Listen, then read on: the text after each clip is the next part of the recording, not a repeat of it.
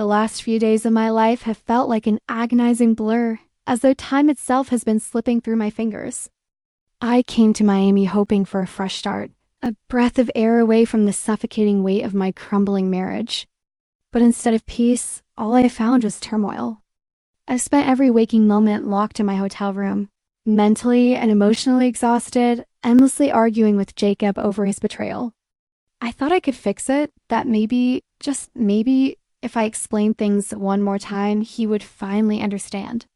But with every word, with every fight, it became clear that I was fighting a battle I couldn't win. The worst part of it all is that I can't even escape it. In the back of my mind, Jacob's words and actions haunt me. I can't stop thinking about what I'm going to do when I go back, how I'll confront him, what I'll say. We are literally married, and it's not as simple as just walking away, as much as I wish I could. I'm trapped in this vicious cycle of hurt, confusion, and betrayal, and I don't know how to escape it. I'm torn between my love for him and my growing realization that maybe he isn't the person I thought he was. Maybe he never was. I've talked to my parents about everything, but they don't have answers. All they can offer is support, urging me to do what feels right. And while their words give me comfort, they don't take away the crushing weight of doubt and fear. Every decision I make feels like a step toward either redemption or total destruction. The fact that we've been married less than a month only amplifies the horror of it all. How could I have been so wrong? How did everything go so terribly, terribly wrong? I returned home from Miami just a few days ago, but nothing feels like it's come to an end. In fact, it feels like the opposite. Everything has spiraled even further out of control. When I arrived, the house was empty. Jacob wasn't there. I spent nearly 3 weeks in Miami, but after the first 2.5 weeks, he stopped texting me. His silence was deafening, but it was the last few messages I received that truly broke me. He still insisted he hadn't meant any harm by what he did, urging me to reconsider everything when I came back. I thought that once I returned, we'd finally talk, finally make sense of everything.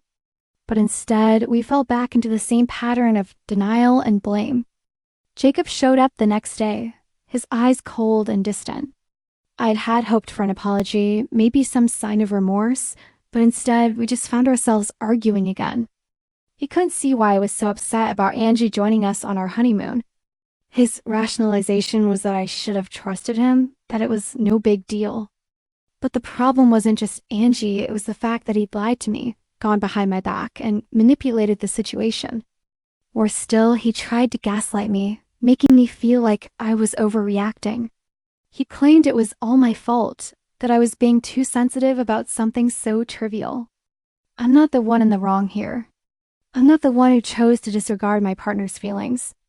Angie, of all people, understood me and reached out to apologize for what happened, but Jacob and his sister were too stubborn to admit their mistakes. I don't know how much longer I can keep fighting this battle, but one thing is certain, I am done being the one who always has to apologize for things that weren't my fault. The weeks that followed were a blur of pain and confusion. Despite the turmoil, Jacob insisted we try marriage counseling. He claimed he didn't want to give up on us, that he was still willing to fight for our relationship. I didn't believe him I couldn't. But a part of me, the part that still held on to hope, agreed to give it one last shot. For a brief moment, it felt like we were making progress in the therapy sessions. We would sit together, speaking calmly, airing our grievances. But the moment we stepped out of the therapist's office, the cycle would repeat. The facade would crumble, and we'd fall back into the same toxic patterns. The arguments grew more venomous, the accusations more cutting. Jacob was so consumed by his family's approval, by Angie's feelings, that he failed to see I was with him, not them. I was supposed to be his priority, but it was painfully obvious that I came second, if not last, on his list. I was suffocating in his need for validation from everyone but me. He was so blinded by his desire to please his family that he couldn't see the one person who was standing by him, fighting for their marriage. It was clear now. No amount of therapy, no more talking, could fix what was broken. The trust had shattered, and the love I once felt for him had turned to resentment. We both reached the inevitable conclusion: divorce. The decision wasn't easy. It felt like a death of the future I thought we would have together. But as I signed the papers, I realized that staying in this toxic relationship would be even worse. I was finally taking control of my life, no longer trapped by his lies and manipulation. And while it hurt, it was the only way forward. The aftermath of the divorce hit me like a freight train. Jacob and I were barely speaking now, each of us buried in our own pain and regrets. My life felt like it was falling apart piece by piece. The process of separation wasn't smooth, it was a battlefield. Every conversation felt like a fight to the death. Jacob continued to refuse to acknowledge the depths of his mistakes. He tried to paint himself as the victim, claiming that I was the one who had overreacted, that I was the one tearing everything down.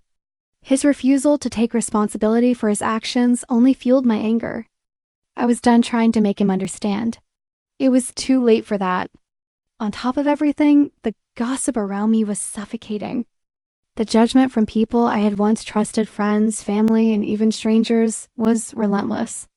"How could you give up so easily? You've only been married for months," they whispered. It was as if no one could understand that this wasn't just about the wedding vows. It was about betrayal, disrespect, and a toxic pattern I couldn't live with.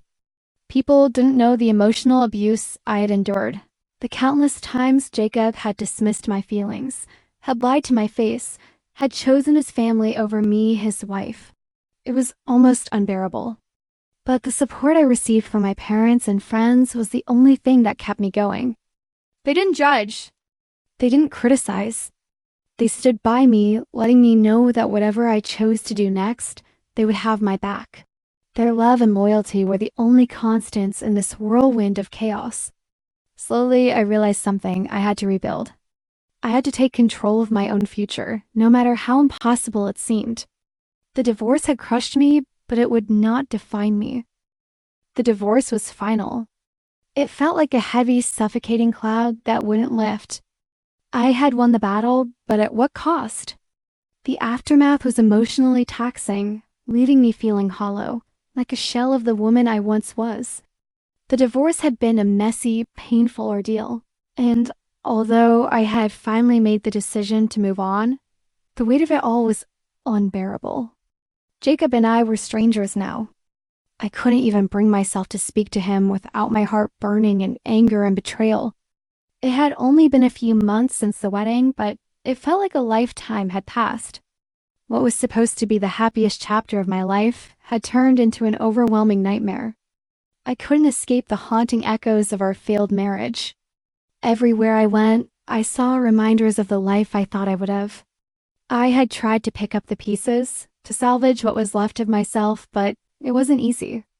Every time I closed my eyes, I saw Jacob's face, filled with arrogance, unwilling to acknowledge the destruction he had caused. The gaslighting, the lies, the broken promises, they replayed in my mind like a never-ending loop. But even through the darkness, I found glimpses of light. My friends and family, who had been my pillars of strength, continued to stand by me. Their love was a beacon that reminded me of who I was, who I could still be. Despite the pain, I started to see that this wasn't the end. It was the beginning of a new chapter, one where I would be the author of my own story, free from the chains of a toxic marriage. Jacob's actions had nearly destroyed me, but I would rise. I had to.